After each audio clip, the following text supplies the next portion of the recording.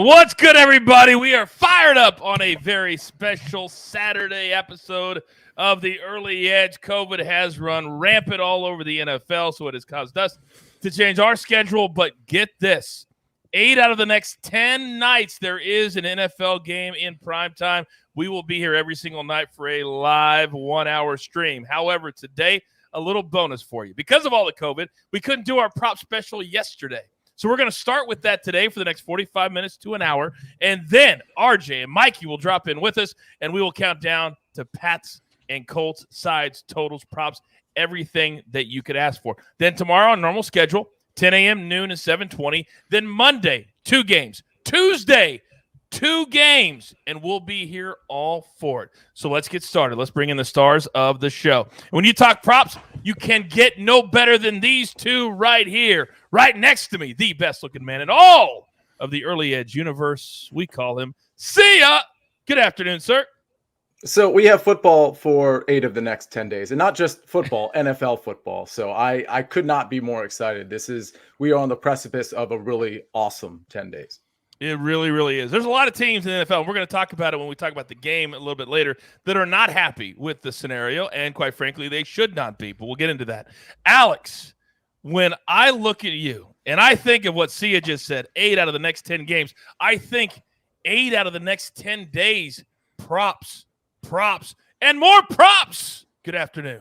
That is exactly right, Coach. 8 out of the next 10 days will be hanging out as well. It doesn't get much better than that. There is nowhere else that I would rather be than here on a Saturday, hanging out with you guys. We've got football today. We've got props. I also want to give a shout out to both you, Coach, Jacob, Noah, the bosses at SportsLine for having the flexibility to push this show to today. That is why SportsLine is the best brand in all of sports betting. They are looking out for you, the consumer, the subscriber. So yeah, not forcing us to put out picks yesterday when there was just minimal props available, allowing us to then pivot to today. I think that is just such a wonderful thing. I am so honored to be a part of this team, and just thank you guys. And you are a huge, big part of it. Now, thank you for saying all that, because now I don't have to say it. But there's something very, very important that we need to do before we start the show, and I promise we're going to get right into it. All of you watching at home, you came through when we needed you for the American Red Cross. We came through when we needed you to support the autistic foundation that was Doug Flutie and our guy who won a pick right here on the show and his incredible family. Today, we have another member of the Early Edge SportsLine family that is hurting. They need our help. Alex, enlighten us, and we're going to drop a link into the chat for anybody that wants to use some of your winnings today, help out somebody who really, really needs it. Alex, the floor is yours. Yeah, I appreciate that so much, Coach. So a member of the SportsLine family, a subscriber who is a big fan of ours, reached out to me. He told me about this 18-year-old young man named Rashad who actually just moved to Austin, Texas. He was in and out of the foster care system. He's just 18 years old. He basically saved up his money to buy a one-way ticket to Austin, not having a family. He was living inside of a 24-hour fitness. They would let him stay in the locker room overnight. This kid is apparently just an amazing young man, just going through a really, really, really tough time right now. I was just totally moved by his story. We are going to provide his GoFundMe link where you can also read more about Rashad's story. And I just think this is such a wonderful cause. I'm going to pledge all of my winnings from today and tomorrow to donate to Rashad as well. And if you guys could, potentially donate anything, even if it's just a little bit, I think this would help so much. It's just a really moving story, and we will provide a link about Rashad's story. And I, of course, will be donating some as well. And there's a lot of details we can't share with you in regards to this story, but just understand this kid needs our help, and he's a part of this family, and he is a part of the Early Edge family, okay? And that's all we can say about that, but it matters, and I want you guys to understand how much it matters to us. All right, let's get into our show today. And if you're brand new to our prop show, if you have a prop in a game that you like, not just the Pats and the Colts today, if you have a prop that you like, then put it into the chat. We need the number 2, meaning the juice, -110, -115. Also, every time that you give us something in the chat, please put your Twitter handle down so we can have a way of getting a hold of you. And also, it helps the show grow at YouTube. All right, so here we go. Our first game And it just happens to be, guys, the game that's on today. Potentially, it could be the game of the weekend because you can't include Thursday, which will obviously be the game of the week when the Chiefs came back and got it done in L.A. So, see, I'm going to start with you because you have a prop today that I was actually looking at, and when I saw that you were on it, I banged it before we came on the show because you know it's going to only do one thing when you say it. It's going to go up. Start us off. What do you got? Yeah, it's Ramondre Stevenson over 70.5 rushing yards. So just a little context here. We all know, most people listening know that Damian Harris is out for this game. So obviously that makes Stevenson really the primary back, and it's really going to be Brandon Bolden that comes in for passing down duties. J.J. Taylor's also out for this game.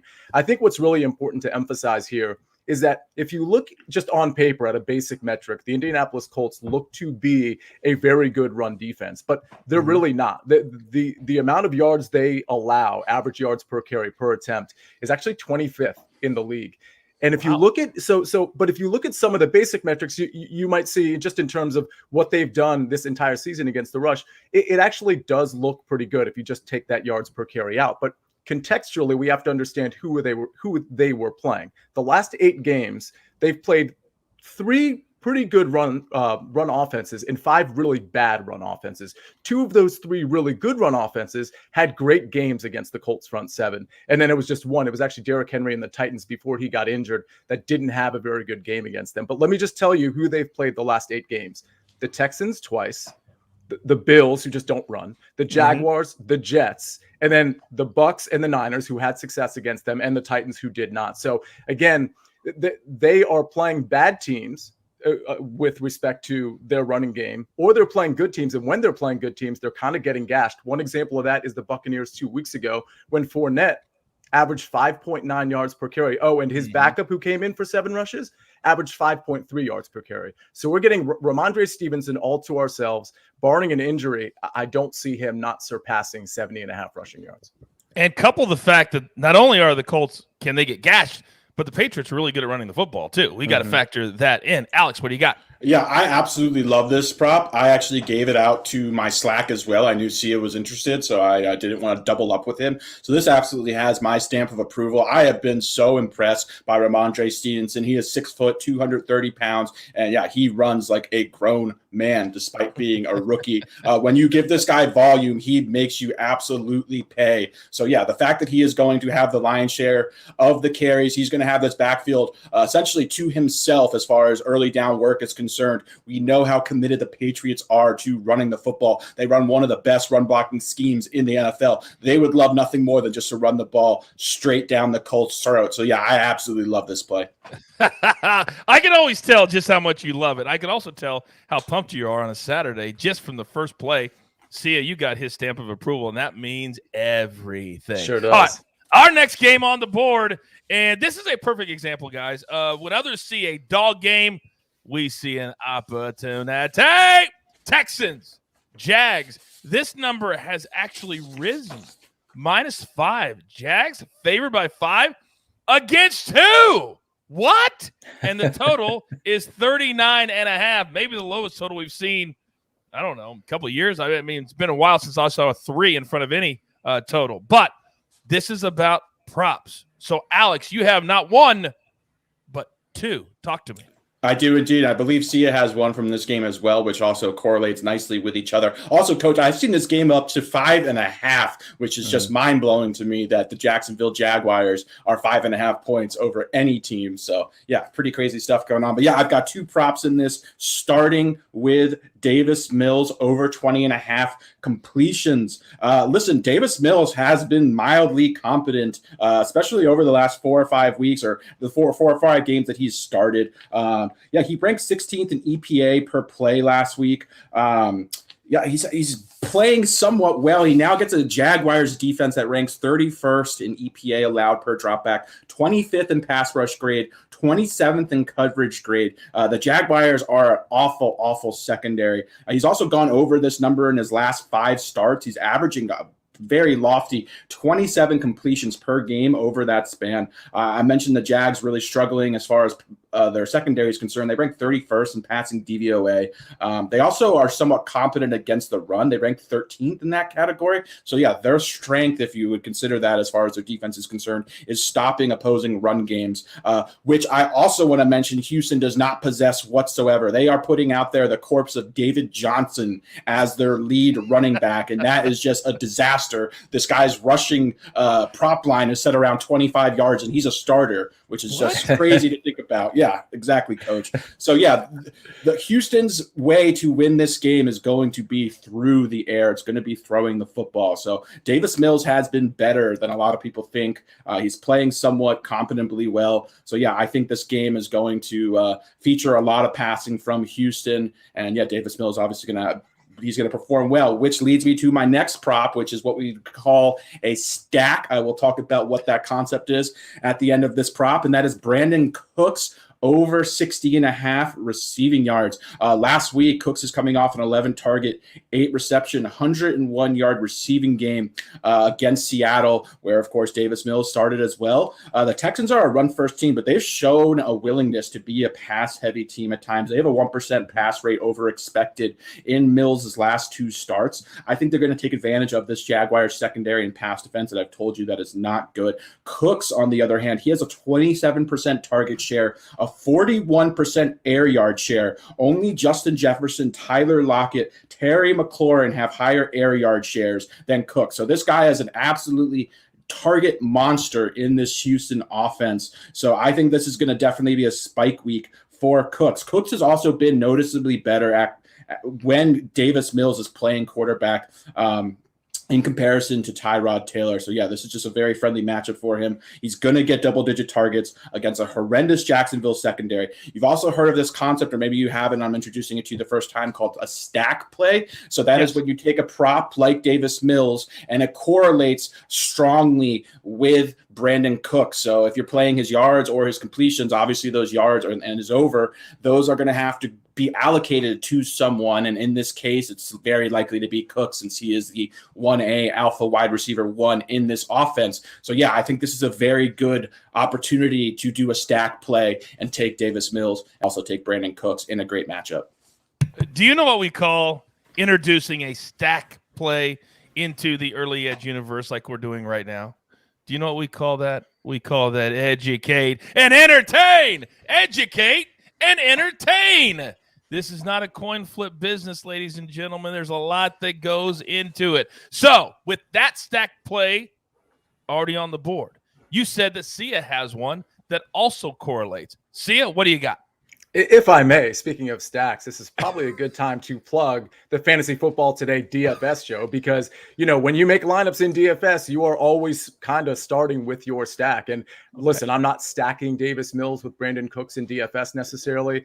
Actually, I can just say that categorically. I'm not doing that. However, and it's mostly because of the total in this game, but I do love Davis Mills. I love everything that Alex just put out there. And I have something that's really similar to the receptions prop, or it's certainly correlated with it. And it's over 222 and a half, passing yards. So Davis Mills over 222 and a half passing yards. And it's for a lot of the reasons that Alex was just talking about. But just to go over some of the bullet points here, he's hit this number in 4 of the last 5 games that he's actually started. Now, if you're looking at the box score, you might see Indianapolis 6 for 14 and only 49 yards. Well, that's when he came in for relief duty against for Tyrod Taylor because of his, quote, wrist injury. Now Davis Mills is the unquestioned starter. He doesn't have to worry about anybody looking over his shoulder. He's likely in a negative game script. We just saw last week he has confidence not just in Brandon Cooks, but also Nico Collins, Brevin Jordan, and Royce Freeman, for that matter, who is the sort of the 1B to David Johnson,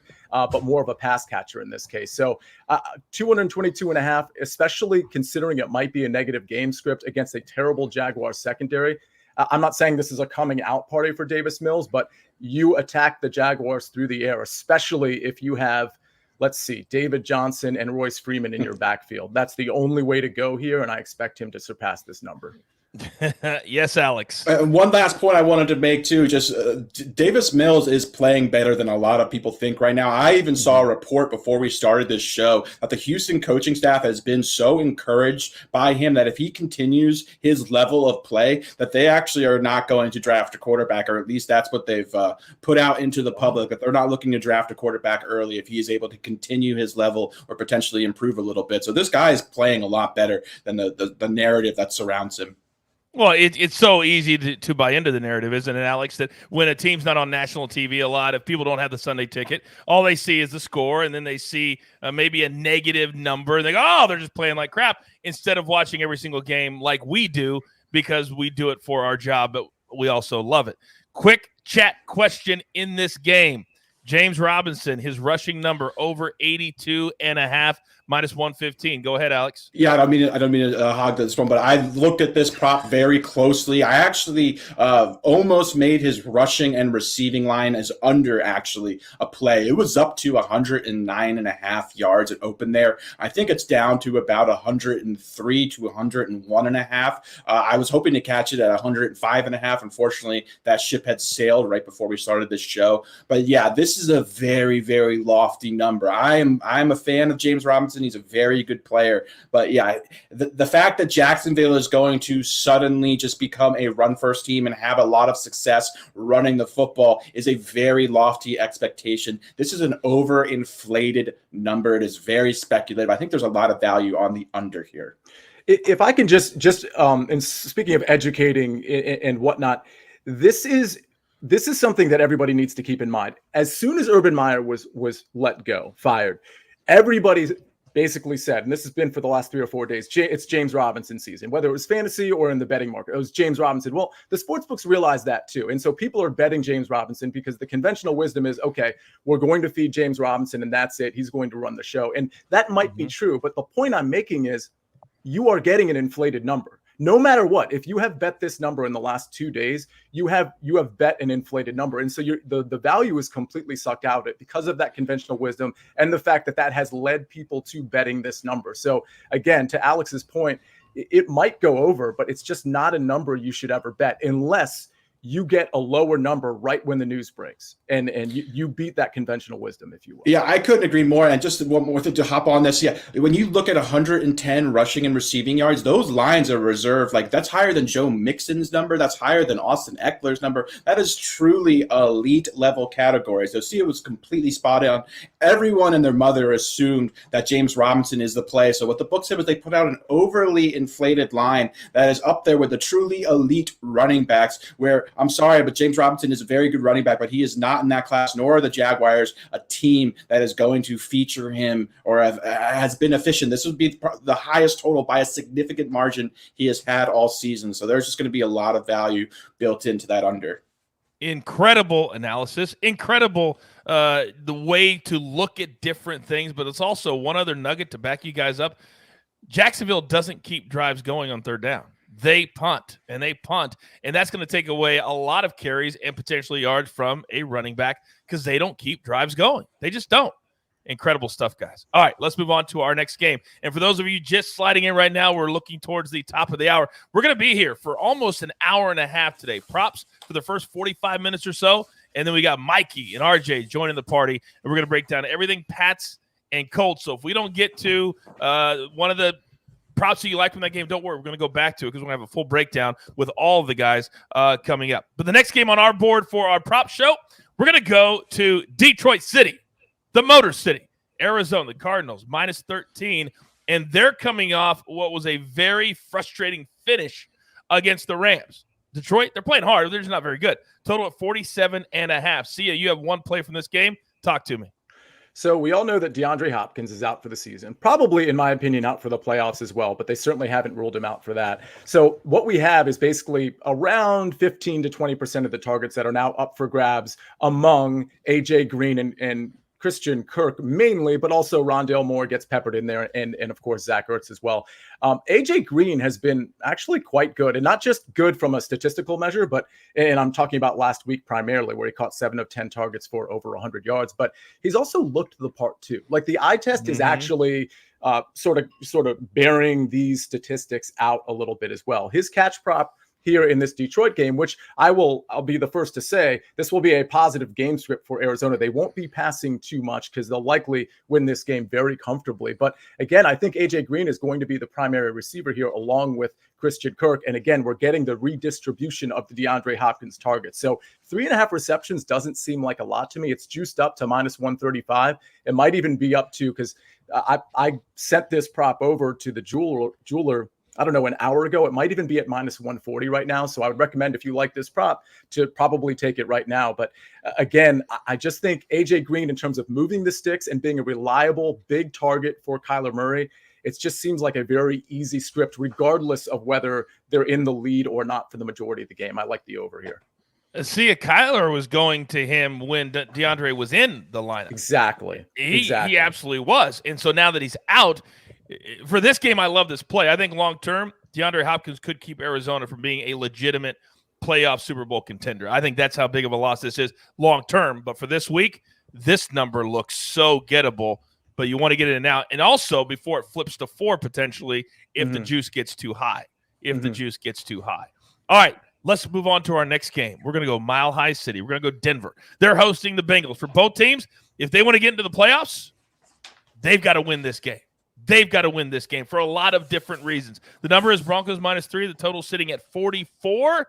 And there's a name, Alex, has been coming up a little bit more and more and more, and you like him this week. Who is that?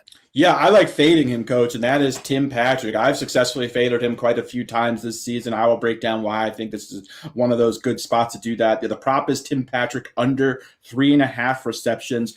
First and foremost, the Broncos are a run-heavy team. That is what they want to do. They want to run Melvin Gordon, Javonte Williams as much as possible. They are a low-volume passing attack. Furthermore, they have a ton of receiving talent and options. Look at Jerry Jeudy, Noah Fant, Cortland Sutton, Albert O, the backup tight end, has a large target share as well. They also pepper targets to both running backs. So yeah, at best, Tim Patrick is 4th or 5th on the totem pole in a low volume passing attack. Furthermore, he has only caught 4 passes 1 time in the previous 8 games.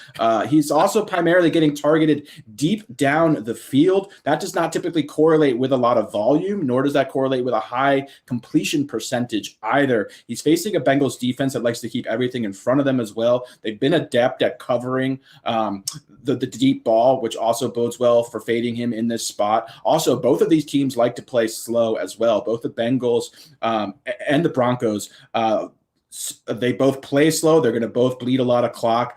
Furthermore, the Bengals, they rank 21st in EPA allowed per rush, 15th in run defense grade, which in my opinion, that's going to result in a heavy dose of Melvin Gordon and Javonte Williams. This line should have absolutely opened at 2.5. I will gladly take this number at 3.5, even though it's juiced. I'd play this up to maybe -155, -160. There are just so many ways that Tim Patrick can go under this number. So I love this prop. Wow, 2.5 you would have played it under.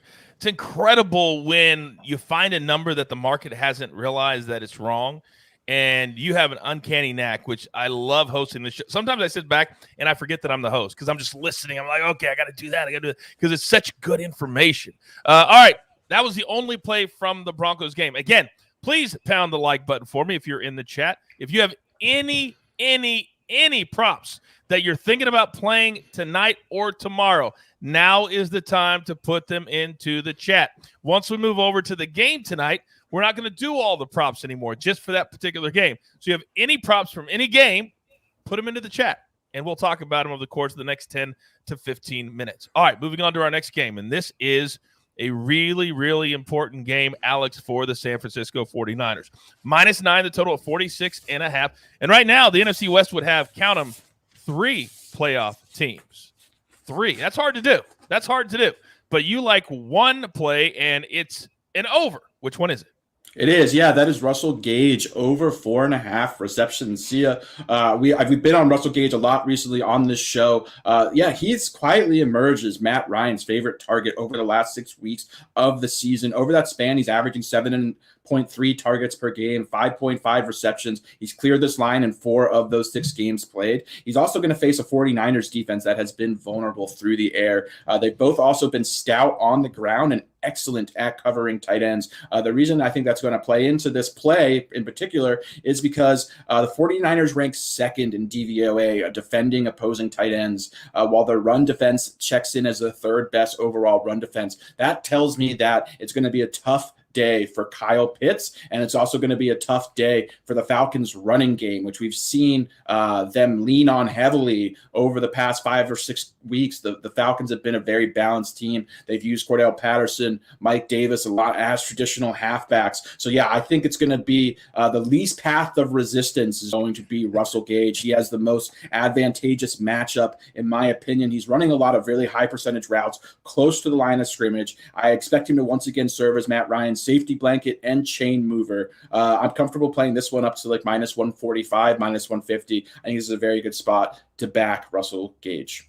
I think it's a freaking great spot to back Russell Gage. All right, we are going to be dropping over the course of the next couple of minutes a one-time usage code for somebody to win a year-long membership to SportsLine, because we're just going over 100 likes. For every 100 likes that we get here on the show today, we'll drop a one-time code into the chat. If you're not a member, use it. You get a free year. Boom. It's that easy. But I need everybody to hit that like button for me. It's very, very, very important. Quick one. T. Higgins. See ya. Over 64.5 receiving yards, minus 114. Your thoughts? I don't love it. I love the number for T. Higgins in general. I think that's a great number for him. I'm not saying I'd bet the under, but the Denver pass defense and the way that game is going to unravel in terms of, you got 2 slow-paced teams. I think they're going to be leaning on the run a lot. I think T. Higgins probably surpasses it, but I don't think the edge is there enough for me to actually bet it. Okay. And if we don't have an edge, we don't play. We tell you all the time, especially if you're brand new. Sometimes the best bets that you make are the ones that you do not make. All right. Our last game on the board for the props show. And again, we've got several in here. I'm going to get to them. Keep putting them into the chat and leave the number with me, please. All right. Saints and the Bucks. This is one of the many now, guys, prime time games that we get to chop up every single night. How excited are we for this? Sunday Night Football. Bucks laying a big number, though. They're laying 11, and they got dusted by the Saints the last time that they played, but this game is in Tampa. Total 46.5. C, I'll have you go first.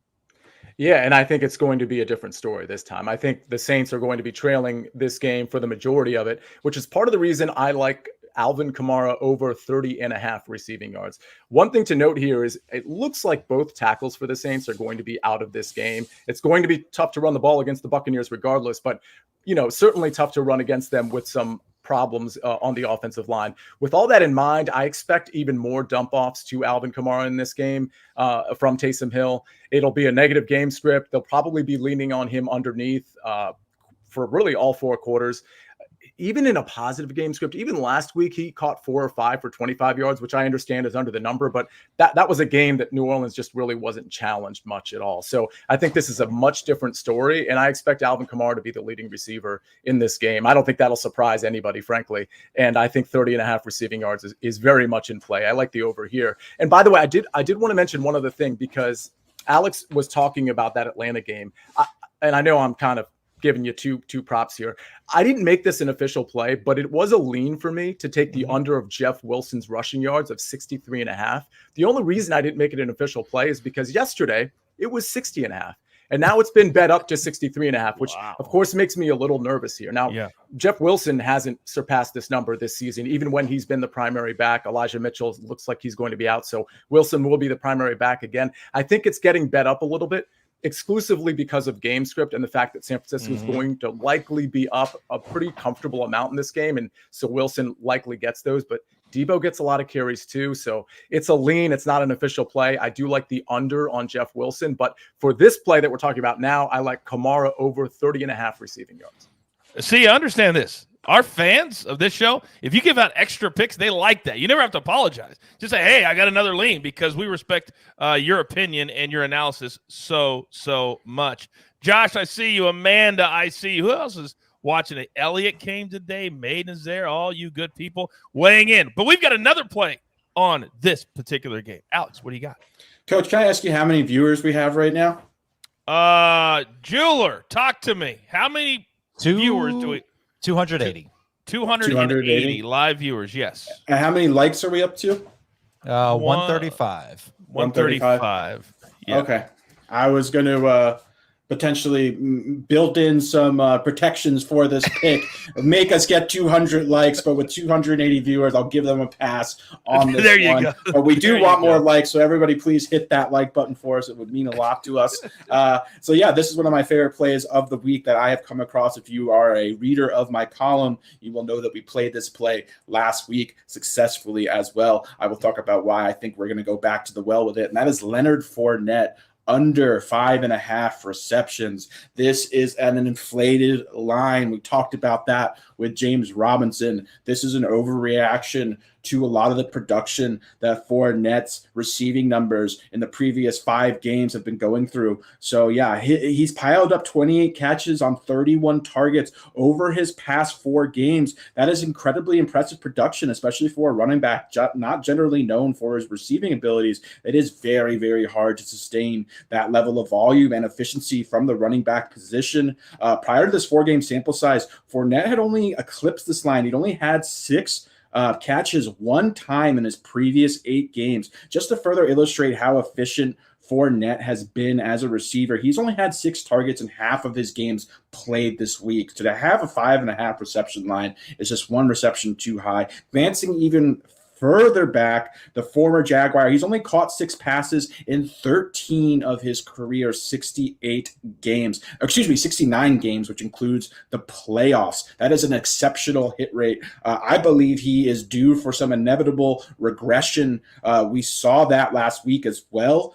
He only had 4 catches in the game. The Saints are also a very tough matchup on paper. First and foremost, they only gave up 3 receptions the last time these 2 teams played, and that was with some positive game script for Fournette, where Brady was throwing the ball a lot. That was back in week 8. The Saints have also given up the 5th fewest receptions to the running back position this season. They've surrendered only 54, which is good for 4.1 per game. This is a great spot to fade an overly inflated number. Take the under on Leonard Fournette under 5.5 receptions, even though it is juiced. This is a great spot because the one game where he was just feeding Leonard Fournette like play after play after play, but that was about that game script. And you just described potentially exactly why it could be the opposite of that, why every single game you have to dive into it individually. I got several here, guys. We're going to do like rapid fire for the next 7 or 8 minutes, which I know you guys absolutely love. Real quick, we had a question, Alex, on your gauge pick. Would you play it up to 5.5 with lower juice? Because some places have it at 5.5. Only if it's like plus 125. If it's not, then I would skip it. So yeah, if you're getting a good healthy like plus 115 to plus 130, I consider it at 5.5, but otherwise I'd pass on it. Okay. Somebody in the chat says, Coach looks so serious like we're in class. If you guys knew what it takes to do these shows, we're doing like 3 jobs all at one time. You don't even know it. But thank you, because I like being in class. I hated being in class. Coach is the best in the business as well. There is no one better than Coach. Well, thank you, Alex. Thank you very much. See ya. Quick one. Brandon Bolden over 20.5 receiving yards. Your thoughts? Don't have the juice. That is interesting. I kind of like that one. I kind of like the over there. I think they're going to be leaning on Stevenson and Bolden quite a bit. In fact, from a DFS standpoint, while I'm certainly playing Stevenson, I will be peppering in Bolden a little bit here and there as well, especially in my bigger tournaments. I like that one too. Oh, we got a double. A double sprinkle. Uncle Dave, we're thinking about you wherever you are today. A little double sprinkle. Alex, let me come back to you. Josh Allen, his rushing prompt this year has been a very popular play for people. It's a lot of P's, by the way. Over 31.5 do not have the juice. Yeah, so with Josh Allen, there is sort of a consensus that he saves his kind of rushing performances for games where they absolutely need him to run the ball. So while I do like it, I'm not sure how much they're going to need Josh Allen this week against the Panthers. I think that they can pretty much put together a game plan kind of sans Josh Allen's legs, where I personally kind of look for, just kind of games where they're potentially an underdog or where I just feel like it's going to be a difficult matchup for the Bills to kind of lean on his legs. And this one just, to me, doesn't. I think the Bills can kind of get through Carolina without a kind of heavy emphasis on Josh Allen rushing the ball. Because when you rush the ball as a quarterback, obviously you're just putting yourself at a lot of risk. He absorbs a ton of contact out there. He punishes defenders, but that is just not how, you want your franchise quarterback who you hope to have in the postseason going deep. That's just not the position you want to kind of put him in frequently. All right, very good. Quick question from James in the chat, Alex. When is your article published this week? Is it in the feed right now? It is out right now. Yeah, it came out about an hour prior to going live, and there are quite a few unique plays on that article, so I would highly recommend that everybody go and check it out. Not to mention we went 5-0 last week, Coach. Oh, yes, we did. But only if you're a SportsLine member can you see that very, very exclusive article. And we encourage you all to join. And if you haven't joined yet, use the promo code EDGE. I'll give you 30 days for free. You can go read the article right now as we speak. Well, when this show is over, I should say. Now, speaking of using their feet, Sia, Taysom Hill, his number is 42.5. Juiced to around 115 for the Saints against the Bucs, who we do believe, as you just said, will be playing from behind. Yeah, so 42.5 yards rushing. That one, it's a good number. I expect a lot of design runs for him just out of just sheer desperation and need. I kind of like that number. I mean, it's a good rush defense. I'll tell you, I'm not going to bet that, but I would lean over there. That play may or may not be featured in my SportsLine column. Kelsey's already got all your picks locked in from the column because she is the epitome of what we want every single fan and or member of the community and family to be about. You play them when you put them in, then you can never complain about the number because we've adjusted. And now we get those numbers, which is a huge, huge, huge deal. All right, back to tonight's game. And Alex, I'm going to come to you because Sia, because Alex doesn't like quarterback props. So I've learned not to come to him. He just doesn't like them. All right, Mac Jones, over 233.5 passing yards tonight. I don't love it. I think that's a pretty good number. I absolutely think they can pass against this Indianapolis secondary. The thing is, I think they can run against them too. So it's one of those things where I think the game plan here for Josh McDaniels is to establish the run, the short area passing. I don't think Mac Jones is going to need to pass the ball downfield, especially with the Patriots defense. I expect them to play well against the Colts. So I think this is going to be a close to the vest game. I think 233 is a good number, but I think I would take the under there if I was going to take it. What about from DR, the passing attempts for Mac Jones, Alex, at 31.5? And I do have the juice on that. I believe it was 110.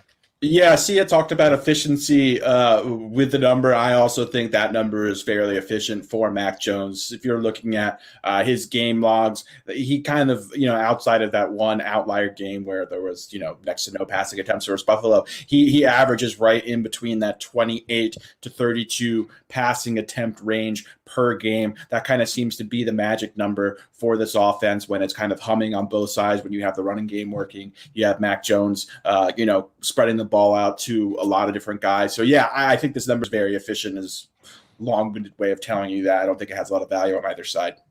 Okay, very good. We will stay away from that one. By the way, LMM in the chat says Coach's last NFL pick was trash with 4 H's. Oh, how do you spell block with 4 B's? Give me one more of those. Coach has one of the highest winning percentages of any capper on all of SportsLine, just to let you guys know. So when Coach gives us a pick, you should all listen because they don't come often, and when they do, they win. I don't know I'm not sure what he's referring to. The last pick I remember you having, Coach, was our showdown pick, which you won. Yeah. So I'm not even sure what bet that. Maybe I'm missing something. But the last time I checked, Coach was undefeated. All of his SportsLine picks, if you look at the recap, have been wins. Yeah, all of them. But it's okay. It's okay because sometimes people want their 15 seconds, and we just gave him his 15 seconds. And if he writes that again, or a her, I don't care if it's a her or him, they'll be gone. Period. So you get your one, and we talked about it for 30 seconds longer than we should have. Now, grab your paper. Grab your pencils. I've never done this in the middle of a show before. So this feels a little different, but I like it. Here is the recap of our official best bets from my prop gods. See ya. 4 official plays. Ramondre Stevenson over 7.5. Davis Mills, his passing total over 22.5. AJ Green over 3.5 catches. And Alvin Kamara over 30.5 receiving yards. And don't forget the Jeff Wilson lean to the under on his rushing total, I believe was 63.5 currently.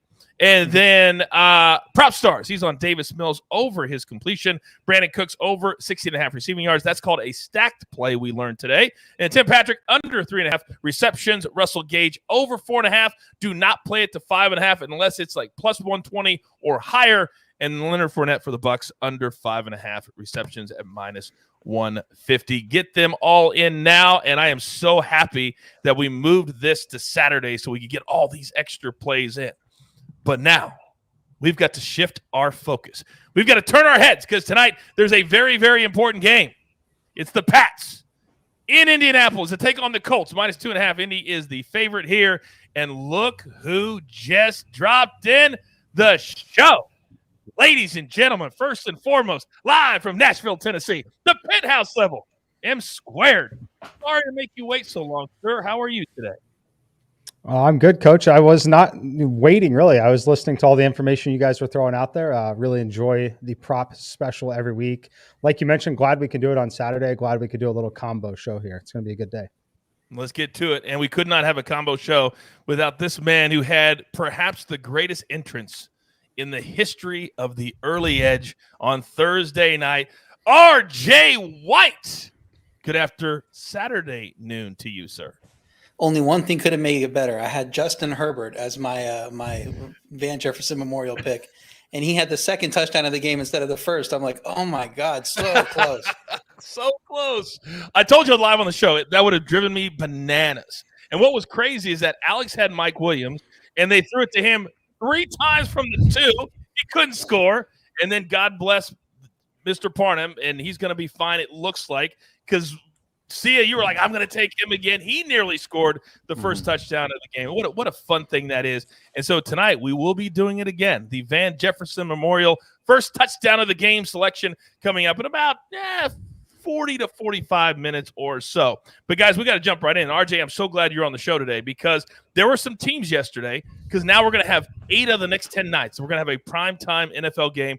We will be live right here for every single one of those nights. Should the Raiders, should the Seahawks, should any of these teams that did what they were supposed to do be angry that the NFL essentially caved and moved these games instead of doing what they said they were going to do, and that's make teams forfeit?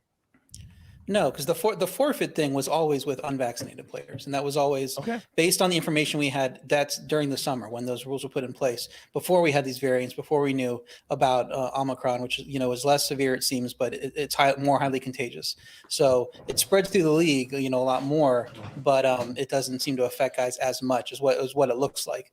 So you kind of just have to adapt to the times. I don't think the Raiders players, I know some people were complaining on Twitter, some of these players, but the thing was, the other thing, if you do forfeit these games and you decide to go that route, those guys don't get paid either. And if I'm a fan of a team, I want my guys getting paid more than I want to win. It just isn't right for those guys not to get paid. So do what you can to get the game in so those guys get paid. And it's not like they're at a disadvantage now. They still have had a full week of practice doing the things right. And teams like the Browns just been chaos all week, and they got to come in and try to figure this out. So it's not like, you're just handing these teams a win because you moved the game back a couple times. I do think there's still advantage for these teams that quote unquote have done things right, but we don't know how wrong these other teams have been. This just might be a thing where a couple people's families caught it and they got it from them and it just spread, and it's not like everybody was following these distancing and masking protocols because that wasn't in place before the season started. So I don't think you can, unless you can actually isolate the situations where those 3 teams were doing things wrong and the other 29 teams weren't.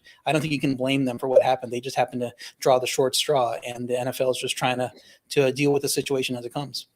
Yeah, I think you bring up a good point that, and maybe this is just my perspective, that this year, because fans were allowed back in, because players and all of that a lot of teams and people in general have gotten very lax on trying to protect themselves and their teammates, and we need to go back to what we did last year. Seattle didn't have one positive test last year, not one for the entire year. It can be done, but we've got to focus on that. Now, from a betting perspective, Mikey, when you look at all these teams that have, games that are moving, and then on the back end, we can't forget, you got to play 4 days later on the back end next weekend. So a lot of things, a lot of moving parts. From a betting perspective, how hard is this to handicap? I mean, it's more difficult. It was more difficult than it is now. It looks like some of the new guidelines that have been released in the last 24 hours are going to make it a little easier to know who's likely to be back. But yeah, what you mentioned, the most important thing is not this week. It's the following week. And accounting for teams, we see a lot of double-digit spreads this week. These teams that are having some of the games pushed back and are going to be playing on even shorter weeks, there might be way less incentive to keep the foot on the pedal if they are in control and winning these games late. You might see more usage for second and third string running backs, things like that. You might, especially if games are a little bit more in hand, you might see, like for the Chiefs, for example, bad example, they've already played, but like Darrell Williams might get an extra series. For the Colts and things like that, other teams, they might use those second and third running backs for an additional series just to give, a few extra snaps off. I think we'll see quite a bit of that this week in the NFL. Sia, let me come to you because we have a lot of people who watch the show that also love to do fantasy. How hard is it from a fantasy perspective? Well, so what are you asking exactly, though? How hard? As far I know, we're into the playoffs with a lot of fantasy leagues that when you don't know if a player is going to play or if they're going to come off the list or they're not going to be off the list, that type of stuff. The really hard part is when you have games going on like a Monday or a Tuesday, because those are your games of last resort. So you can't exactly sub in a player, especially with your year-long fantasy teams, because let's say you have Tyler Lockett or DK Metcalf going on Tuesday night. If they're not playing because of COVID or because of an injury, you don't really have many options in terms of swapping them in. From a daily fantasy standpoint, I mean, it's not a big deal because they just removed those players from the slate, like from the main slate on Sunday. So now your player pool is plenty of guys less, but you can still, you still have plenty of options, and there's going to be plenty of variation because there's so many teams still playing on the main slate. Alex, let me ask you this, because Mikey talks about this a lot here on the show, that primetime games are just different than a normal game on a Sunday afternoon when you got 6 or 7 games going on at one time. Does it help props or hurt props that now we're going to have only one game tonight? We're going to have 2 on Monday, 2 on Tuesday. Does that help or hurt from that perspective? I don't think it has too much of an effect. I do think that primetime games, when you have 2 competitive teams that a lot of people like betting on, oftentimes leading right up to the game, kind of some of the inefficiencies in the prop market have been corrected. So there's a little bit of case of that where there's a lot of attention on the game. So naturally there's a lot of betting that takes place afterwards. So yeah, I would say just to kind of be aware of when these props are dropping, you'll find a lot of inefficient lines when it comes out. But as far as my process is concerned, it doesn't really have too much of an effect. I just kind of take it as it comes and just roll with the punches. Just roll with the punches. Speaking of that, RJ, let me come back to you. Chat question from Zach. Any advice for someone who bet the Eagles at -9.5 and now it's down to -6? Well, I don't think you can do much in that situation. It's not like you can window it, and take the other side, and you're basically guaranteeing a loss there, because if it ends 7 or 8, you're losing both of them. So I think at this point, you just kind of clean slated. If you like the Eagles for reasons that weren't related to who the Washington was leaving, and you still think they're going to cover the 6, take it at 6 too, and get a little bit more on that game. So it's just kind of, you can't use that what happened in that earlier bet to justify anything in this bet. Now, if you were one of the people that took the Raiders +6 early in the week, then you can obviously window that. But the time to do that was before it got pushed back, because I believe it's now at Browns -3. So you're losing a few points there. So if you want to play back there, you can at least win both bets. But if it moves the other way against you, you can't do much at this point. That's very, very true. All right, let's get into the discussion for the game tonight. And we're also going to start doing our best bets because they kind of they intersect. So, Mikey, I'm going to come to you because you have a pick on the side tonight, and I also want to get into the game. So let's kill 2 birds with 1 stone and start with you. Tell me who you got. The line's at 2.5, and tell me why. Let's get the conversation started. Yep. So I am on the Colts. I played the Colts at -2. Still like it a little bit at -2.5. I would not play it at -3, but I do like the Colts in this game. Very rare occurrence where we have both teams coming off their bye week. So both of these teams were on bye last week. Both teams have had extended time to prepare for each other. The injury situation is certainly better on the Indianapolis side than it is on the Patriots side. Patriots on the road. Mac Jones had a little bit of a thumb injury. He's been cleared. He was a full participant in practice at the end here, but I don't think that it's truly something that you can avoid, as he is a younger quarterback and one of the first few times dealing with anything like that. Now putting him in a road environment, not an easy place to go win a football game in Indianapolis. So just make the Colts a little bit of an edge here in this one. Losing Damian Harris definitely hurts them a little bit. I know Stevenson, you could argue, is the better back, but it still is incredibly helpful to have both of them back there. So I'm on the Colts side here. I think it's the better side personally, and we'll have a little bit more throughout the rest of the show about it, but I like the Colts here. I love when I've got two superstars on opposite sides of the fence. RJ White, you know I'm coming to you. First and foremost, explain to Mikey why he is wrong, and then give us the rest of your best bets. Let's hear it. Well, I don't think the Colts are a terrible side. I think the line is around where it should be. And it's interesting that this line was New England -1 on the look ahead. These teams didn't play. And then, the action goes to the Colts so severely when it reopens, and it keeps on moving to this point. So it tells you sharp money is on the Colts. I just don't like going against Belichick coming off his bye as an underdog. It's happened just twice with the Pats. 2013, he was +3, had the lead over Carolina late, lost by 4 after a touchdown to Ted Ginn with 59 seconds left, lost by 4 on a 3-point spread. 2014, played the Colts as underdogs, destroyed them. That was the Jonas Gray game, which I'm sure C remembers as a fantasy guru, just absolutely destroyed in that game with 4 touchdowns, 200 yards.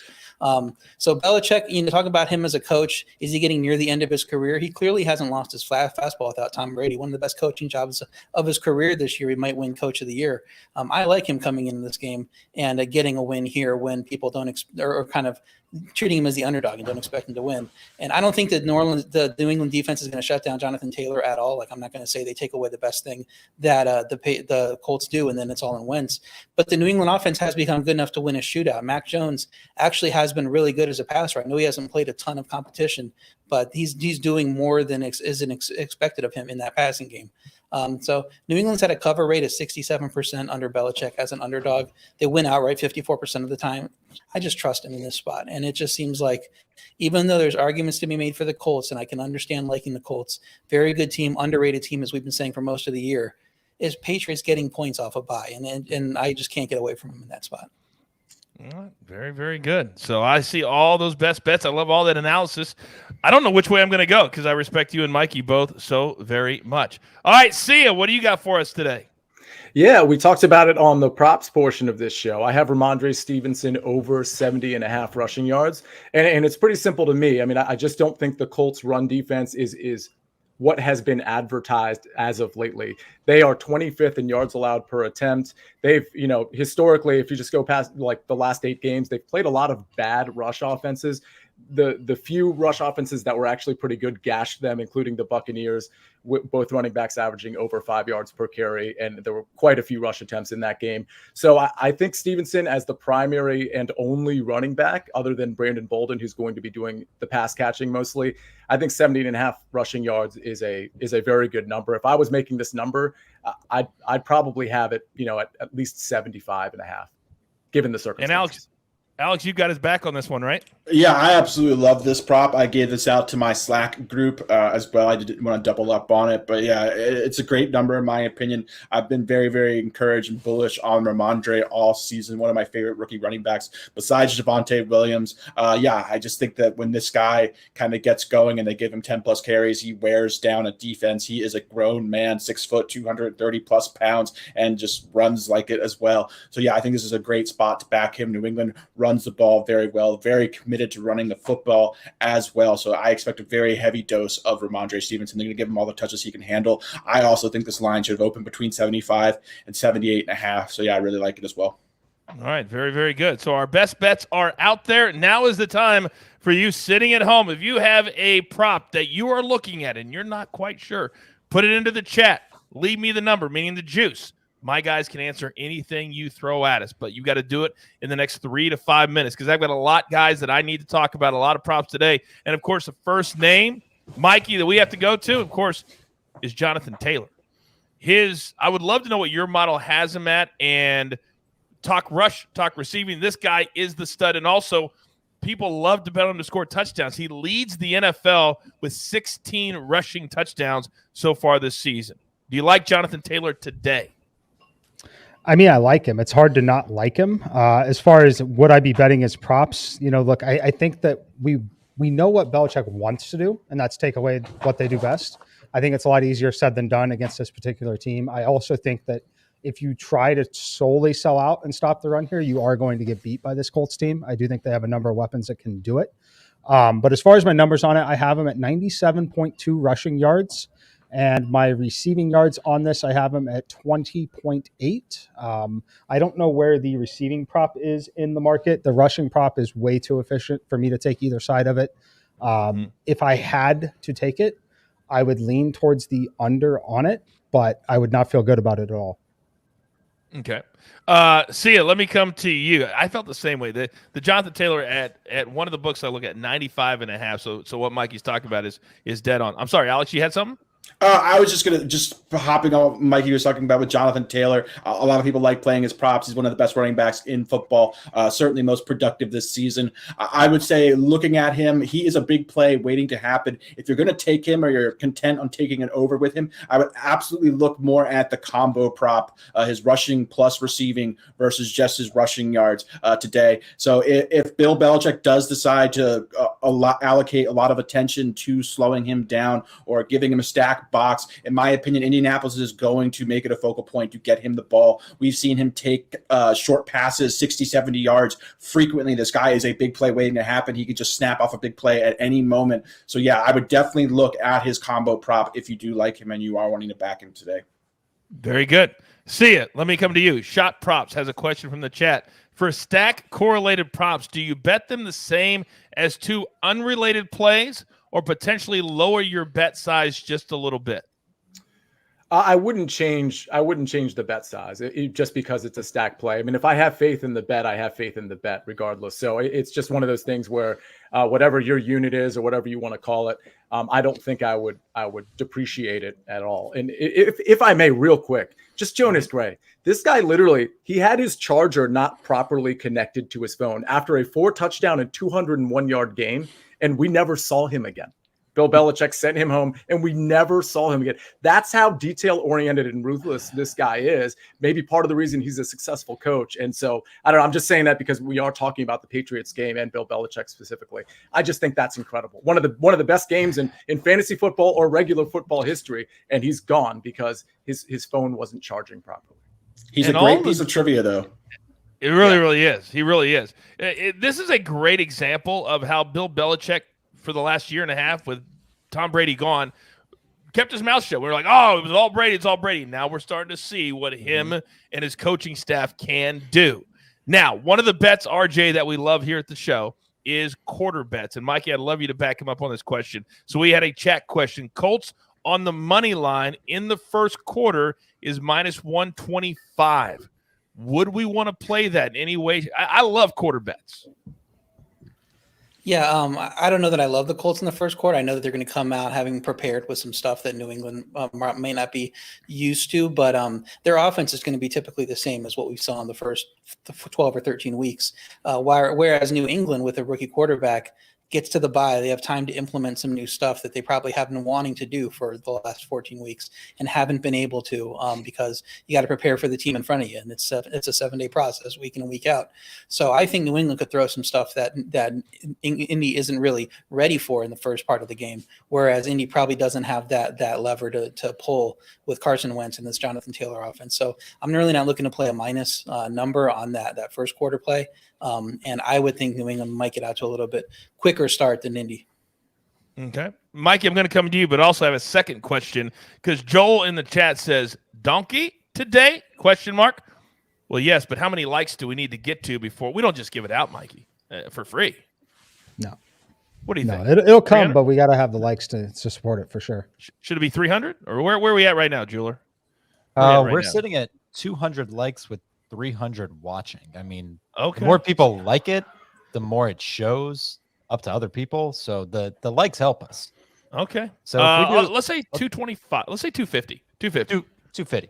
All right. If we get to 250, we'll give away the donkey parlay, which hit again the other night, and we just continue to hit it. It seems like every primetime game we hit that incredibly fun donkey parlay. But, Mikey, back to the original question, because you've really cashed a lot of quarter bets tonight. Do you like anything in this one, and what do you make of what RJ just said?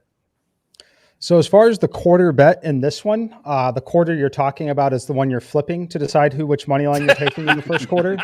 Yes. Other than that, yeah. So I like totals. I don't play sides. You know, I don't bet touchdowns. I don't. You know, I bet the first touchdown game, but I don't bet touchdown props. I don't pick a team in the first quarter of a game. There's so much involved in terms of who's winning the coin toss. You're essentially projecting or guaranteeing multiple possessions for one team and not necessarily the other team, especially in the National Football League where the clock runs a little bit more than it does in the college game. So not something that I personally would be interested in, especially when you're laying any juice. If you can find a book that always offers you the same bet at even money, then I think it's a little bit more appropriate, but I wouldn't touch it there. So I'm mostly concerned with totals in the first quarter, and to me, it's over or nothing in the first quarter of this one today. I think these teams are very well rested and definitely have a game plan, definitely have a scripted first drive that you will see. And I think we see at least one of them land in the end zone. I'm glad that Mikey said the over, because that's something we haven't touched on, Sia, in this game yet. And then, Alex, I'm coming to you with a Jonathan Taylor question. Jeweler, what's the number on the total right now as we speak at Caesars? For Taylor, which? No, for the total in the game. Sorry, for the over. 45 and a half. 45 and a half. Thank you. We haven't even mentioned that yet. See it quickly, because several people in the chat have asked about it. Do you like the over, or do you like leaning towards the under? My lean is towards the under, because I think both of these teams are going to be able to establish the run. And even if they're not, I think they are going to be running the ball quite a bit, especially, I mean, when you talk about New England's pass defense, it's really excellent. And I'm a little worried about what Wentz can do against them. So I think even if the Jonathan Taylor running game isn't super successful, I still think they're going to be force feeding him or dumping it off like Alex was suggesting as well. So I lean the under, because I think the clock is going to be ticking for a large majority of this game. And by the way, I don't think either coaching staff wants to put this game in their quarterback's hands. So I really think this is going to be a close to the best game, defensive sort of battlefield position battle type game. It's funny that you should mention dumping it off. Alex, chat question. JT over 2.5 catches is juiced to minus 150. Is it still worth the squeeze? Yeah, I personally avoid it when it comes to overs, specifically running back reception overs that are heavily juiced. I just don't think I think all the value has kind of been sucked out of this play, as we can see that it's at minus 150. I'd pivot more towards the yards if you happen to like, or you're bullish on the prospect of JT being heavily involved in the passing game. But for me, if I'm playing something, I just want to kind of reemphasize this. It is his combo prop. I do think it kind of gives you protection versus a game script that's either positive or negative. In the event that, New England is good, or they do a good job of kind of limiting him on the ground, in that scenario, I do see him getting more heavily involved in the passing game, but it's kind of contingent on New England stopping them, and not many defensive has been able to stop Jonathan Taylor. So yeah, that's why I like the combo prop. But if he's running the ball and it's working, they're going to continue feeding him the ball plenty. So yeah, combo prop or nothing, in my opinion. All right. Very, very good.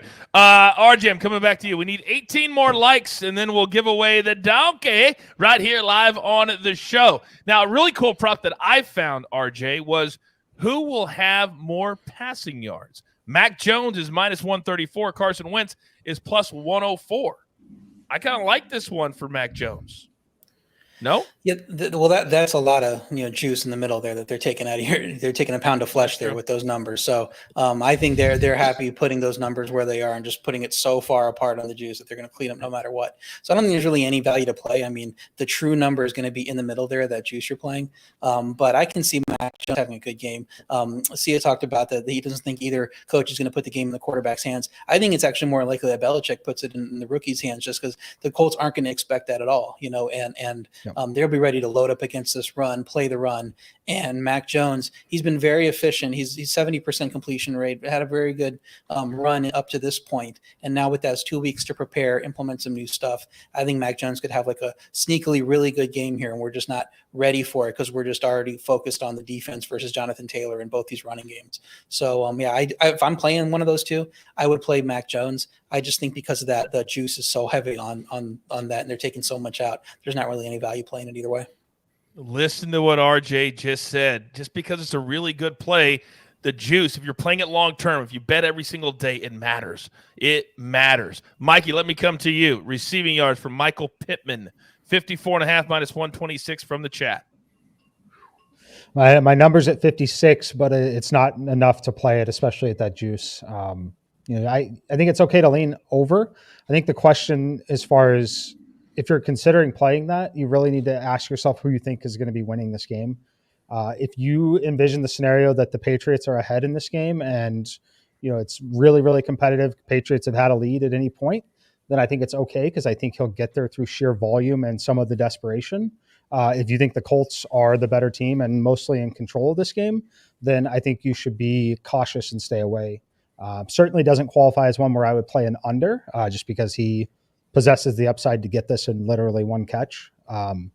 So stay away from me. And then depending on if you, for some reason, like the Patriots in the game, then I think it's fine to lean into this one because I think you'll have more than enough opportunity if the Patriots are in control. Okay. Very, very good. Love all that analysis today. Are we to 250 yet at Jeweler? We have just surpassed 250 likes. All right, very good, because we got to all of the prop questions that you all had, and don't tell me, oh, Coach, you didn't get to mine. I got to all of them. So it's that time of the show. It's my favorite two things to do, and we're going to get to do this. Are you kidding me? 8 times in the next 10 days. Mikey, how are we going to put together 8 donkeys in the next 10 days? No, more than 8 donkeys. There's multiple games on Monday and Tuesday. What do you have it in you? That's my question. Do you have it in you? I love rhetorical questions. They're my favorite. All right. So it is that time of the day. It's one of my favorite things that we do here on the show. If you're brand new to the brand, first of all, welcome. We do this. It's one of our fun bets because we believe here at the show, not every bet has to be serious. And this one's a ton of fun to play. So, Mikey, the floor is yours. What do you got for us today? Well, you mentioned serious. This donkey is serious because he's got 10 legs today. Snap! So this one's a little ambitious. Feel free to drop any of them out if you don't like them. I like this one quite a bit, though. We're taking the Indianapolis Colts on the alt spread plus 7.5. The Patriots on the alt spread plus 10.5. Over 34.5 total points in the game. Ramondre Stevenson over 54.5 rushing yards. Jonathan Taylor over 49.5 rushing yards. Jonathan Taylor over 4.5 receiving yards. Yes, 4.5 receiving yards. Nyheim Hines 10 plus receiving yards. Hunter Henry over 9.5 receiving yards. Jack Doyle over 4.5 receiving yards. And then Michael Pittman over 39.5 receiving yards. Plus 700. The one comment I will make is the Jonathan Taylor one may or may not be there. It'll certainly get removed as a few more of you placed this exact same bet. But they did have one there that did add to the payout at only 49.5 yards. All right, very good. The donkey is set. We will show that full screen one more time before we go off the air, so don't worry, we will get to it. Speaking of rhetorical questions, Ryan in the chat said, would you guys play the FanDuel boost, Taylor or Stevenson, to score the first touchdown of the game at plus 240? Of course we wouldn't play either one of those, because what we play, you got to be plus 1,000 or above, or we just don't look at it. It's called the Van Jefferson Memorial first touchdown of the game. And we're going to do it right here. And we're going to do it right now. I believe this is the first time we've ever done it on a Saturday. So we're about to make history. And damn it, I better get in the club, because if I'm staring at RJ's face, just high-fiving and then bringing it back around with the bouncer at the club, I'm going to lose my mind. Now, Mikey, you were the first one to ever win. You named this segment. So as always, when you are on the show, you get to go first. Who are you picking today? All right, let's go with Colts tight end Jack Doyle, plus 2,500 over on DraftKings, down to 1,800, I believe, on FanDuel, some of the other books. But I like it here at 2,500. I think this is a great spot for him. The attention will certainly be in the red zone on the running backs. I think both teams are going to utilize a little bit more play action, knowing that both teams want to run the football a little bit here. And this projects as a pretty good spot for Jack Doyle to get loose here in the end zone. They will absolutely be using him in the red zone. So give me Jack Doyle plus 2,500. Jack Doyle. Okay, that's pick number one. Now, there's only one two-time champ in this group, and he's playing with his gorgeous head of lettuce. See ya. You've gotten in not once but twice. You have a chance to become the first three-time entrant. What do you got for us today? So I love what Mike said about Jack Doyle, first of all, but also just the play action in general. I definitely, I've said it sort of all day. I think the rushing games are going to be very much sort of pronounced in this game. But of course, with that comes the play action and comes the threat of a guy getting deep on play action. And my threat, he's not the leader in targets on the New England Patriots, but he's in that sort of second tier. So it's Jacoby Myers, and then it's sort of everybody else who gets, 3 to 5 targets per game. Nelson Aguilar is plus 2,200. He is the perfect candidate to get behind this pretty bad Colts secondary. I see a play action 30-yard bomb. Nelson Aguilar lands in the end zone, and Sia becomes the 3-time champ of the Van Jefferson Memorial. I have so much respect for you talking about yourself in the third person. I really, really do. I love that so much. Speaking of respect, you've got to respect this man and his NFL knowledge is why he is the superstar at SportsLine that he is. So up third, RJ White, what do you got? I'm going with Kendrick Bourne at plus 1,200. He's emerged as one of the most underrated receivers in the league. His catch rate spiked to nearly 80%, routinely making game-changing plays, shaking tackles, getting into the end zone the last few weeks. He's had 3 touchdowns before that, in 3 weeks before that Buffalo win game that doesn't count for any passing games. So Kenny Moore is going to take away Jacoby Myers in the slot. They're going to have to look somewhere else in the passing game. I think it's going to be to Bourne. Colts have allowed 17 receiving touchdowns to receivers this year. That's tied for the highest mark in the league, and Bourne's had those touchdowns lately. Indy likely focused on defending the New England run game, but with Stevenson in there and Harris out, I think New England could be throwing it a little more in the red zone, and Mac Jones can get over his prop of 1.5 touchdowns at plus odds, and one of those is going to go to Bourne, hopefully the first one, because I think he's scoring a touchdown in this game, and if he hits it the first one out, then I'm in the club with everyone but Coach. No, the jeweler is not in the club, RJ. He's not. But I meant the guys I'm looking at right now. Oh, golly. My goodness. Okay. You're such a savage. Clearly somebody came prepared today. Don't tell me that. I mean, you had so many good nuggets there to back up your pick. I love it. Now, the only thing that has saved me from not going crazy, not being in the club with everybody else is the fact that this man's mother, she understands how my heart hurts when I don't win every single primetime game. That's why she's the favorite mom of the early edge. Alex, first of all, tell your mother thank you. Second of all, what do you got for us today?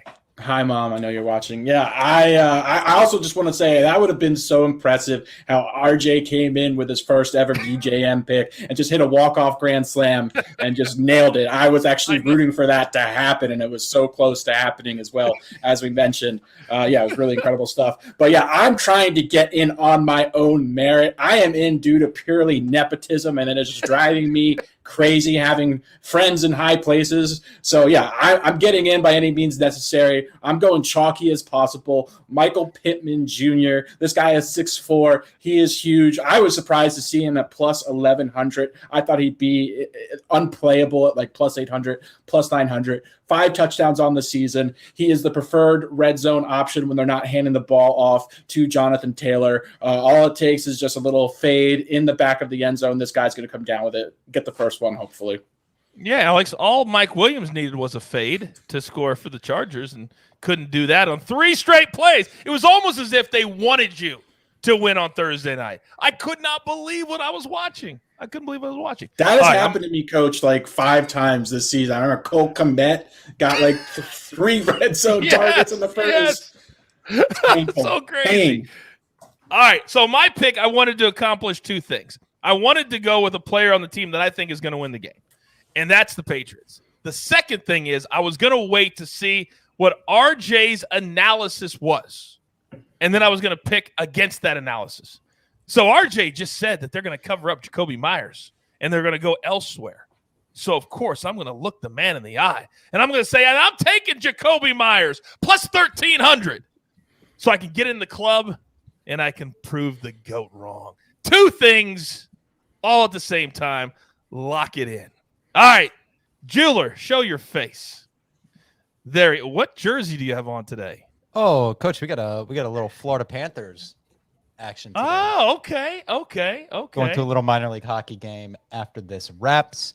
And as I'm walking out of that hockey game, the game should be starting, Pats-Colts. And I'm going to check my phone as we're in the parking lot going to the car. And I'm going to see that Hunter Henry has scored the very first touchdown of the game. He's had 7 TDs this season. He falls into that window for VJM. The Colts give up the 6th most fantasy points to opposing tight ends, which is the only really nugget I can find to support this. I mean, we sort of remember in school, whenever you didn't know what the answer was to a multiple choice test, you would just bubble and see. For me, that's just going with the tight end. So, so that's what we're doing today. We're going to go with Hunter Henry, and hopefully he won't give up on a play in the end zone like Sammy Watkins did to me earlier this year.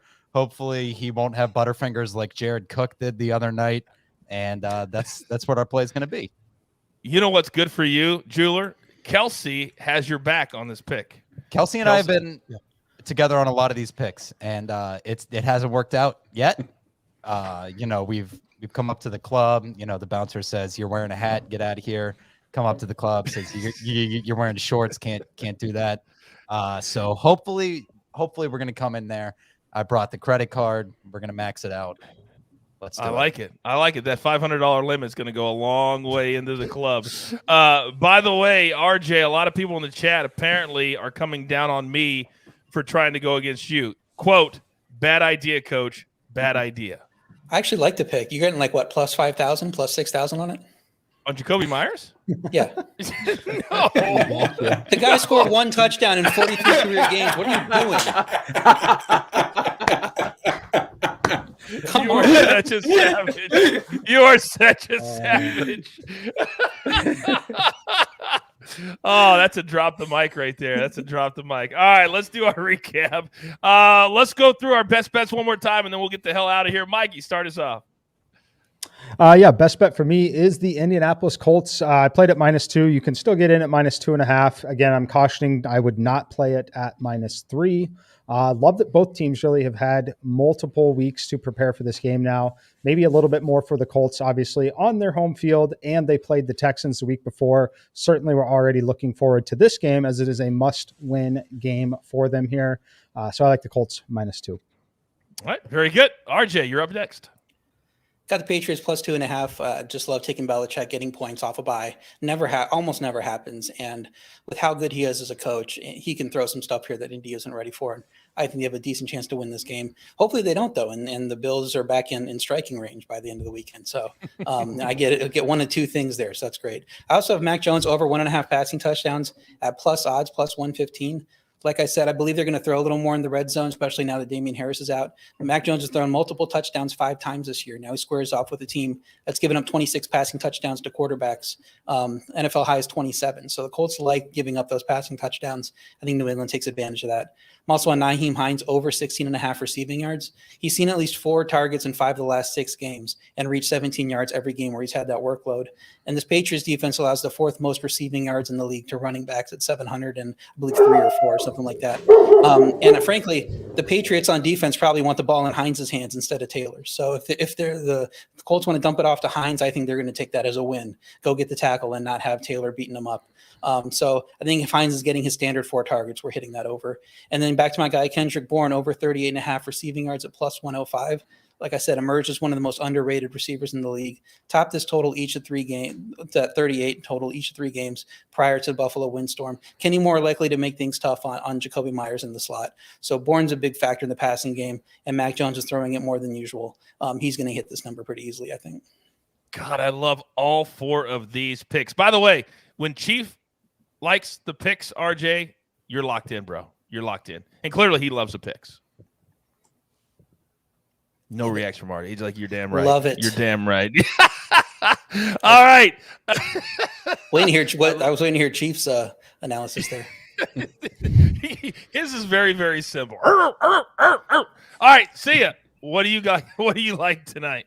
Yeah, I like Ramondre Stevenson over 70.5 rushing yards. Yeah, we talked about it pretty much at length this whole show. Colts are 25th in yards allowed per attempt, and I just think when they faced good rushing offenses, those rushing offenses have gashed them yards per carry wise. So I think this might be more of the same with just one primary running back in Ramondre Stevenson. And Coach, real quick, I do have a strong lean that I almost kind of want to make an official play on.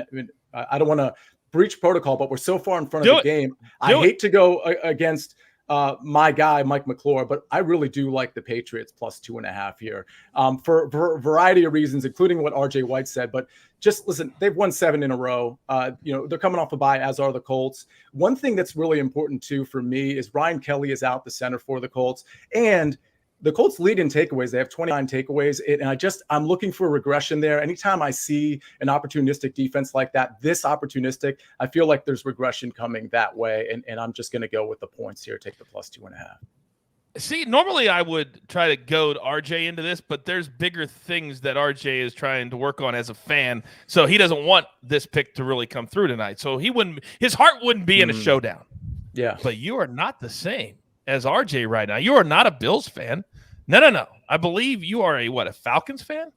Oh, look at Santana Moss right behind me. I can't see Santana Moss. Well, he's too small. He's flashing the 21 for Sean Taylor. That I am a Washington. Washington, that's right. Washington. Yeah. Forgot. Right. There you go. Right. So normally when somebody comes right for Mikey, they look him right between the eyes and they talk to him like a man. My question is. No, I hear you. See, Mike's my guy, and this is fantasy football today, DFS crime, and I don't know that I want. I mean, listen, no, I'm in, but I don't want to. You have to set it up. I can't look my guy Mike in the eye. All right, here we go. All right, we're gonna have a showdown. The number is 2.5, right? Mm-hmm. 2.5. I don't have to ask Mikey. Mikey's always in. I'm asking you. Don't look at him.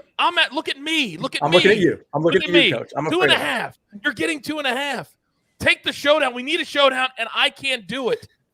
I'm in. You need to say jeweler, hit the music. Jeweler, hit the music. You're damn right. There it is. Woo! First time ever on a Saturday afternoon. M squared minus 2.5.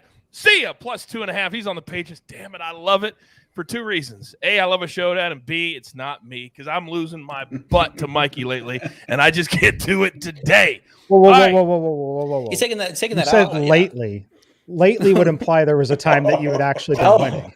And he's taking that out on Mikey too. Mikey locked that in at -2. You're just like, Mikey's on this at 2.5. You're just like assuming. Just what, RJ, you're right. You're right. Mikey, my point, my fault. I'm not even in the showdown. What would you guys like the number to be? Oh, I'll give him 2.5. That's fine. I've got 2 for my real investment. So yeah, I'm fine at 2.5. It's not going to matter. See ya. He said for my real investments, as if you're not even a worthy investment. I'm not sure I am. I'm going to have to agree with Mike on that. My God. I don't even know what I'm listening to right now. What is going on? But I do know this. We have a showdown, and I like it, and the number is 2.5. Lock it in. All right, Jeweler, if you could throw up the donkey on the full screen while my guys tell me and the rest of the world what they're most looking forward to today, and we will get the hell out of here and enjoy the rest of today. Mikey, kick us off, and you don't need to read the donkey. We're going to put it up so people can look at it themselves. What are you most looking forward to today, sir? I'm looking forward to Jack Doyle catching a touchdown on the first possession of the game, and I'm looking forward to the Indianapolis Colts winning by a field goal in this one. And yeah, I'm really looking to see how both these teams respond off their bye weeks. Must-win game for the Colts for sure. Would be really nice for the Patriots to have it, but the Colts need this one a lot more than the Patriots do. They're on their home field. It is not the easiest place to go in and win a football game. So, like the Colts, and there you can see the donkey. All right. Some of the stuff that's said on this show, if you just took it out of the show, you're like, what are they doing? And there's the donkey. RJ, you're up next. I'm looking most forward to being wrong about the Patriots and the Colts winning, not only to help the Bills, but to help my Colts over 9.5 season win total bet. So that would be great. I just don't think it's going to happen against the genius Bill Belichick. So really looking forward to Kendrick Bourne having a big day here. For anybody in their fantasy, if you can go scoop him up. I know in CBS leagues, he was less than 50%, rostered coming into the week, but I imagine with all the COVID issues, people have been looking for guys to grab in that sense. So he'd be one I look to because I think he's scoring at least one touchdown in this game. By the way, I think I speak for everybody, and I say any live stream you want to come on in the next 10 days, carte blanche, you've got a seat open. All right, see ya. What are you most looking forward to tonight? Yeah, speaking of COVID issues, I was a little annoyed last year when Tom Brady went to the Buccaneers and he was so successful, joining a very good team and a very good wide receiver core. The rhetoric was, it must have been all Tom Brady with those dynasties, and Bill is just another coach. Josh McDaniels, just another coach. And I think we see a reset here because, by the way, they had a lot of people actually opt out of the season, particularly on the defense on the New England Patriots with the COVID concern. You get the defense back, you get a rookie quarterback, you turn them into this, and you've got the leader in the AFC. I just love the direction this New England Patriots team is going. And I love the fact that Bill Belichick is, again, getting the credit that he definitely deserves. So should be a great game tonight. I'm sitting here listening to you, and it's making something bubble inside of me to do something stupid before the end of the show. So right now, and Mikey knows what that is. Damn it. No, don't make me do it. Alex, what are you most looking forward to today? I'm looking forward to some Saturday football, to the Ramondre Stevenson show. I can't wait to see him lead this Patriots backfield. I'm really excited to see what's going to happen when he gets between 16 and 22 touches today. So, yeah. And I'm looking forward to seeing the text from Alex that says, my mother appreciates you, and she is so happy for you finally getting into the club before RJ, before the jeweler. And that would make me feel very, very good. And you know what? I'm going to do it because I'm stupid, but I'm going to do it anyway. Jeweler, hit the music. Let's go. Showdown with Mikey. See, I don't need to do it to you because I just gave you the kiss of death, but I have to do it 2.5. And Mikey, as usual, me and you are going double the normal bet size. Can I flip my pick? You're such an idiot. Oh my God, you are. Oh my God. I liked it up until 3 seconds ago. Can we see some historical splits between Coach and Mikey, their all-time record? It would just be one line that goes like that, and my line would do nothing. Actually, I've got a sounder for that. I believe Mike is. I'm undefeated, never lost. I don't ever want to hear that sounder again after tonight. Ever. Let's put it to bed. Oh, golly. I love this so much. Hopefully you guys do too at home. We've had a good time here on Saturday. First ever Saturday live stream show, and it was a blast. But we got to get out of here. So there's only one thing left to do, and you all know what that is. You've got your marching orders. Let's take all of these tickets straight, except for the Colts -2.5 to the pay window. For my entire crew who decided to work on a Saturday, and I appreciate it, and hopefully you guys do too. For Prop Stars, for Sia, M Squared, RJ White, the jeweler, and our entire crew behind the scenes at the Early Edge and SportsLine, I am the coach. Remember, 8 out of the next 10 nights, live streams right here prior to NFL games. It can't get any better than that surrounding the holiday season. All right? Enjoy it tonight. Be kind to each other. Pay it forward. Stay active on social media and tell all your friends there's only one sports betting brand of record you even need to worry about. We like to call it the Early Edge. Good luck.